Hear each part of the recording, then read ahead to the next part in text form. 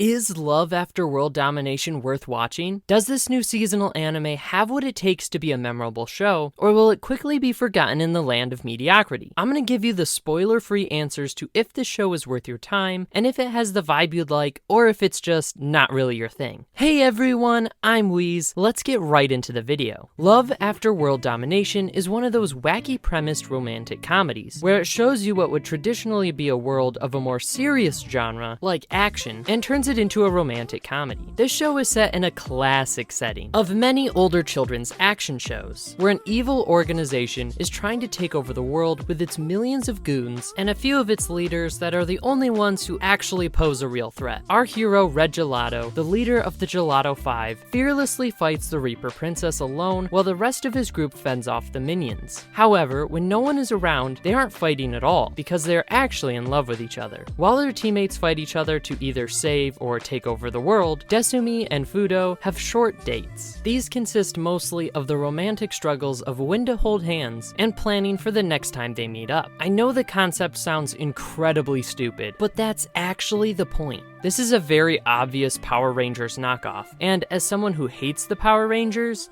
the show is amazing. It feels mostly like a parody and doesn't take itself too seriously. It's a hilarious ride. Its greatest comedy comes from the blend of overly serious moments mixed with the simple dates the two main characters go on, which usually happen during a battle. Because they have to hide the relationship from their peers, the switch between them talking about the funny thing Desumi's cat did to pretending to fight to the death when another hero shows up is always hilarious. On top of this, the campy style of the world with its evil organization and superheroes that get their power from food makes everything fit together so well. It's campy fun with things like Red Gelato giving his catchphrase "strawberry, the flavor of justice," which he says whenever he transforms. These cheesy and fun parts of the story pay homage to the old children action shows that I grew up watching, and I found myself smiling throughout the entirety of the 3 episodes I've seen this far. Despite the lighthearted feeling, this show actually made me care about the relationship between the main characters. You see them having a respectful and honest relationship while they learn how to deal with having a partner. It's really fun and wholesome despite a decent amount of fan service, which is definitely in the show, but it's not overly childish so it doesn't distract a lot. Nevertheless, I figured I would mention it. The relationship has already dealt with the idea of what a date should be and how relationships are really just two people figuring things out and making it work together. This is a kind of surprising maturity that adds a little bit of extra weight to make it more than just a goofy romantic comedy. I don't expect this to have any extremely hard-hitting or big dramatic moments, except for the purposefully comedic ones, but I do care about the main character and their relationship, which adds so much more to my enjoyment of the show. So far, we've only gotten a little bit of the Gelato 5 and the rest of the secret organization that Desumi is a part of, but I hope they develop the side characters as the story progresses. Misaki is already really likable, and Professor Big Gelato is hilarious. Through its world and development of its romance, I can see this show continuing to be really fun. I don't see it losing its charm anytime soon. So is it worth watching? Absolutely, but only if you like over-the-top romantic comedies. It's fun, campy, and has some really well-written characters, which makes its romance elements enjoyable. The closest anime I can relate it to is Love is War. Although very different, they have some similarities in the romantic comedy vibes. Thank you so much for watching. That's all for me. Go check out one of my other videos on the end screen if you liked this one. Jam meow!